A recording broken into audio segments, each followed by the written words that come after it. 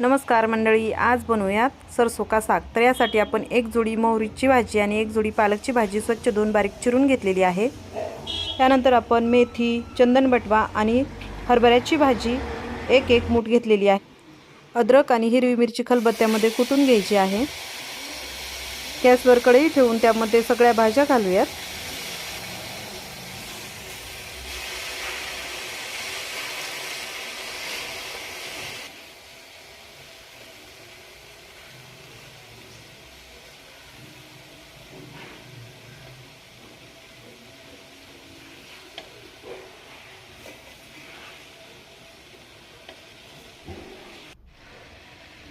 झाकण ठेवून भाजी शिजवून घ्यायची आहे।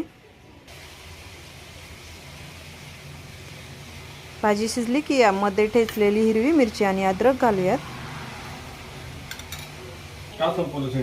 चवीनुसार मीठ आणि 1 चमचा मक्याचं पीठ घातलेलं आहे। मिक्स करून घ्यायचं आहे आणि थोडंसं पाणी घालून आपल्याला भाजी घोटून 10 मिनिटं व्यवस्थित शिजवून घ्यायची आहे। भाजी व्यवस्थित शिजली आहे। आपल्याला जशी पातळ भाजी हवी आहे त्यानुसार भाजीमध्ये पाणी घालायचं आहे आणि शिजवून घ्यायची आहे। आता आपण तडक्यासाठी कढईमध्ये तेल घेऊयात। तेल गरम झालं की त्यामध्ये जिरे घालायचे आहेत। 2 सुक्या लाल मिरच्या घालायच्या आहेत। हिंग घालूयात।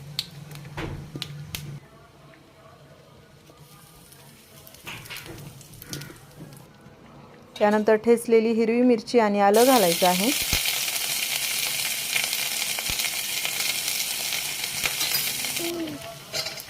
यामध्ये शिजवलेली भाजी घालायची आहे। जो पारंपरिक पद्धतीने सरसोचा साग बनवला जातो त्यामध्ये गरम मसाला किंवा धने जिरे पावडर असे मसाले टाकले जात नाहीत। पाणी घालूयात आणि भाजी 5 मिनिटं शिजवून घ्यायची आहे। सरसोचा साग तयार झालेला आहे। हा चवीला खूप छान लागतो।